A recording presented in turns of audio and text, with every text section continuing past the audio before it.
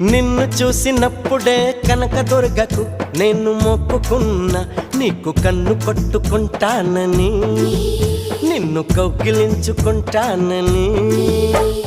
నిన్ను కొలిసినప్పుడే సాయిబాబాకు నేను మొక్కుకున్నా, నీతో సంధి చేసుకుంటానని, నీతో సందులోకి వస్తానని.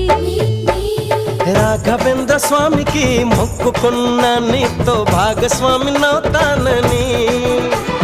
మూడు కళ్ళ శివునికి మొక్కుకున్నా, నీతో 3 రాత్రులవ్వాలని. ఆఖరికి నీకే మొక్కుకున్నా, నీ నౌకరుగా ఉంటానని, తీపి చాకిరులే చేస్తానని.